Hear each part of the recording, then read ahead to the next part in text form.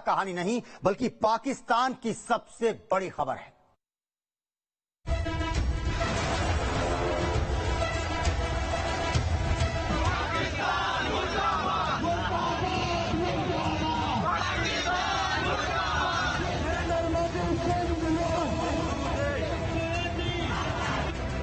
एक हिंदू राजा करेगा पाकिस्तान के टुकड़े।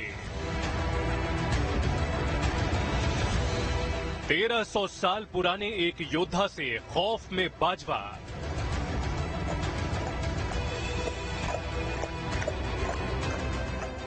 पाकिस्तान का दो फाड़ होना अब तय है। पाकिस्तान से इंतकाम लेने इतिहास लौट आया है।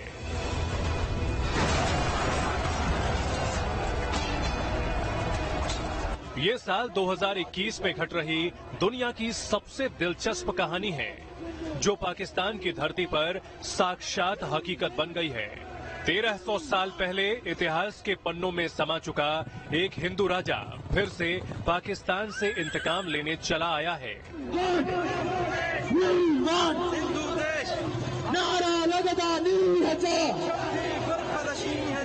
पाकिस्तान में पाकिस्तान के खिलाफ नारेबाजी कर नया मुल्क मांग रहा ये लोगों का सैलाब उसी महाराज की प्रजा है जिसके खौफ से इमरान खान का सिंहासन डोल रहा है।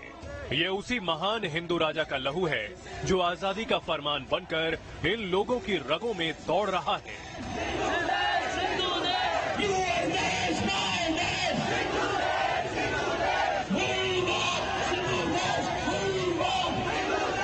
इससे पहले कि कहानी आगे बताएं, जान लीजिए कि ये तस्वीरें पाकिस्तान के सिंध इलाके की हैं और तस्वीरों में दिख रहे ये पाकिस्तानी पाकिस्तान की सरकार से अपने लिए अलग मुल्क मांग रहे हैं।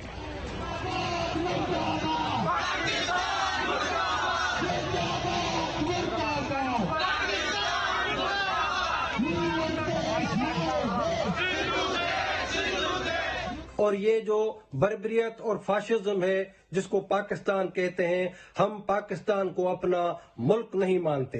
ये एक जबरी रियासत है। इस जनसैलाब को सामने देख पाक फौज के सिपहसालार बाजवा ठीक वैसे ही हाँफ रहे हैं जैसे 1300 साल पहले बलि वेदी पर चढ़े उस हिंदू राजा के सामने अरब हमलावर हाँफते थे। आज उसी राजा की प्रजा पाक पीएम इमरान खान से अपना देश मांग रही है।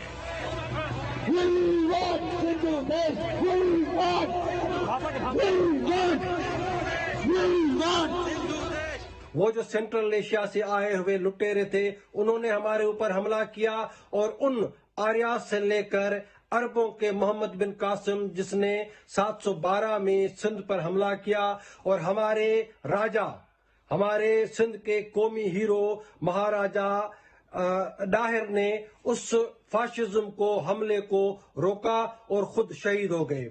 ये तस्वीर उसी राजा की है जिसके साथ 1300 साल पहले धोखा हुआ था। दरअसल ये तस्वीर सिंध के आखिरी राजा दाहिर सेन की है। वही दाहिर सेन जिसने हिंदुस्तान को गुलामी से बचाने के लिए 14 ऐसी लड़ाइयां लड़ी कि पूरा हिंदुस्तान आज भी उसका कर्जदार है। वही राजा दाहिर जो एक चलता फिरता शेर था। वही राजा दाहिर आज पाकिस्तान को उसके मुस्तकबिल से मिलाने के लिए लौट आया है। वही मुस्तकबिल जो कहता है कि पाकिस्तान जल्द ही टुकड़े टुकड़े होकर खत्म हो जाएगा। और ऐसी ही राजनीति का सिलसिला चलता रहा। पाकिस्तान में बहनों भाइयों, इस पाकिस्तान को खंड खंड होने से भी दुनिया की कोई ताकत रोक नहीं सकती है। इसे किसी को पाकिस्तान को तोड़ने की जरूरत नहीं पड़ेगी। यह पाकिस्तान को अपने आप खंड खंड हो जाएगा। तो ये वही हकीकत है जिसका डर पाकिस्तान को लंबे वक्त से खाए जा रहा था। लेकिन राजा दाहिर इतनी जल्दी लौट आएगा, शायद इसका इल्म ना पाकिस्तानियों को था और ना पाकिस्तान की हुकूमत को। हिंदुस्तान की कोशिश है क्या? पाकिस्तानी फौज को डिस्क्रेडिट करे।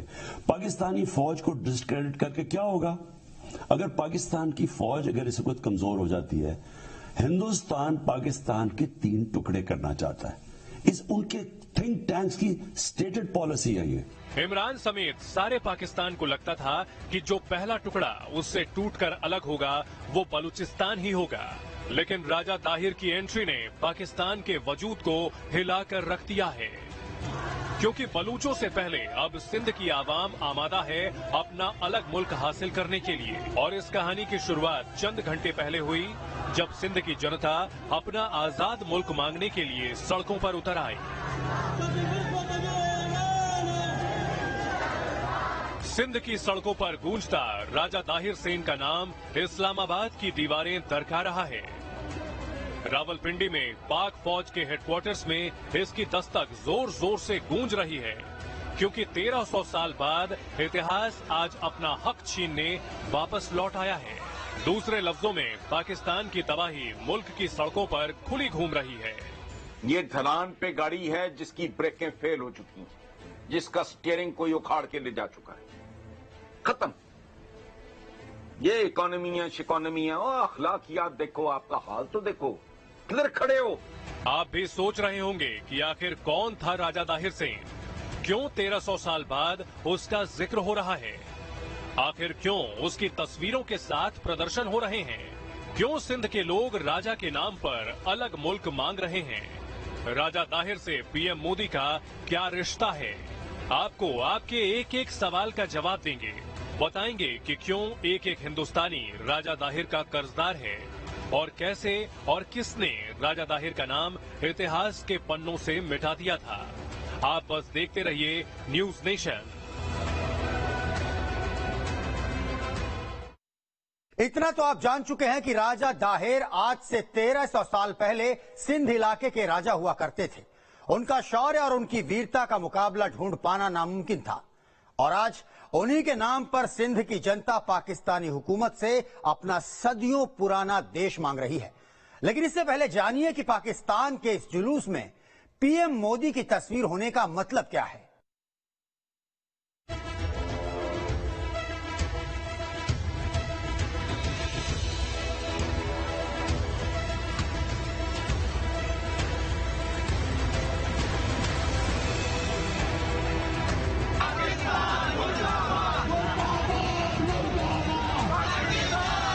लगती हैं, हम एक सूफी और सेक्युलर कौम है, जमहूरी कौम है, इसीलिए दुनिया की सबसे बड़ी जमहूरियत यानी हिंदुस्तान के वजीर आजम नरेंद्र मोदी और अमेरिकन नौ मुंतखब सदर जो बाइडेन समेत मैं पूरी दुनिया को अपील करना चाहता हूं कि सिंधु देश की आजादी में हमारी मदद की जाए। पाकिस्तान के सिंध में रहने वाले इन लोगों के पूर्वज कभी राजा ताहिर के भरोसे थे, और आज उन्हीं पूर्वजों के वंशजों को उम्मीद है पीएम मोदी से। नरेंद्र मोदी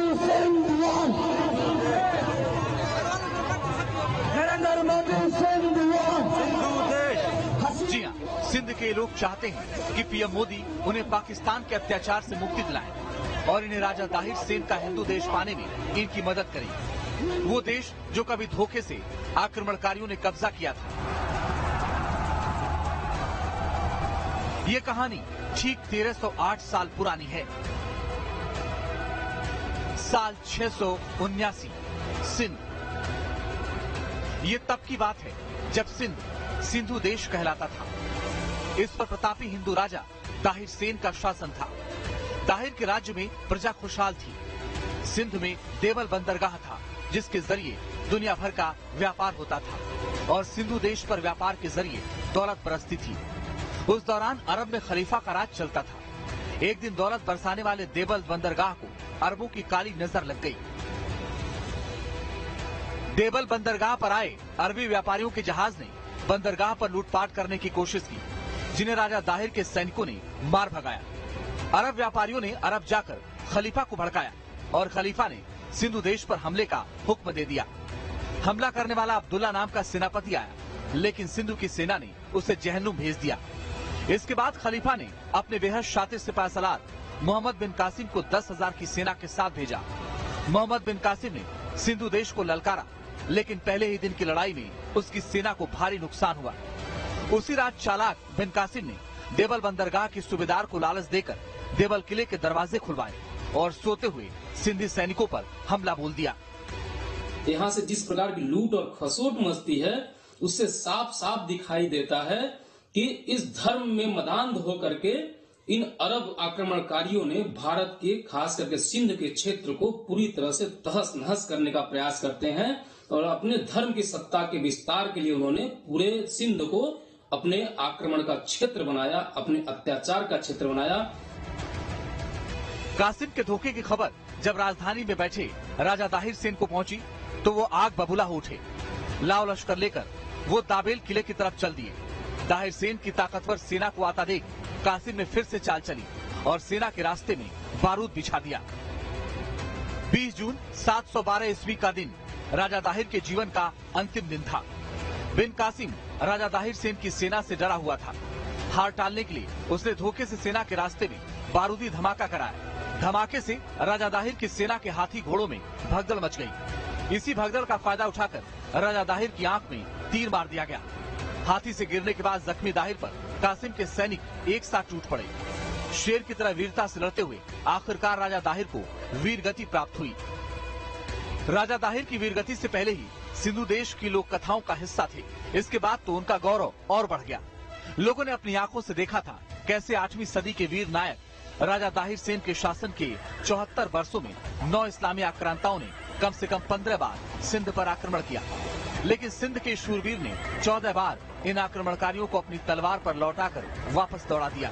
अगर 15वें युद्ध में भी राजा दाहिर से गद्दारी और धोखा न हुआ होता तो शायद इतिहास कुछ और ही होता। हमें ये जानकारी होना चाहिए कि केवल युद्ध करते हुए उनकी 25,000 सेना के सामने 4,000 सैनिकों के साथ युद्ध करते हुए केवल दाहिर की ही मृत्यु नहीं होती, वो वीर गति को प्राप्त नहीं होता, तो उसके बाद उसकी पत्नी रानी बाई भी पुरुषों की मृत्यु के बाद, वीर गति के बाद महिलाओं के साथ सेना इकट्ठी करती है और मोहम्मद बिन कासिम का सामना करती है। आज पाकिस्तान के जुल्म और गुर्बत ने सिंध के लोगों को अपने उसी राजा की याद दिला दी जो आजादी के लिए अपनी जान पर 1-2 नहीं 15 बार खेला था। एक नजर से देखें तो आज वही राजा एक बार फिर से अपनी प्रजा के लिए पाकिस्तान की हुकूमत के सामने तलवार खींचकर फिर से खड़ा हो गया है। Team news nation. अब सवाल ये कि पाकिस्तान के फिर टूटने की नौबत आई क्यों अलग सिंधु देश बनाने की मांग उठ रही है? तो इसकी वजह सिंध के लोगों पर किए जा रहे जुल्म है, जिससे यहां के लोग अबाजिज आ चुके हैं। ऐसे ही जुल्म एक वक्त में पूर्वी पाकिस्तान में किए गए थे और तब पाकिस्तान से टूटकर बना था बांग्लादेश, और अब सिंध टूटने की कगार पर है और इसके साथ में बलूचिस्तान भी।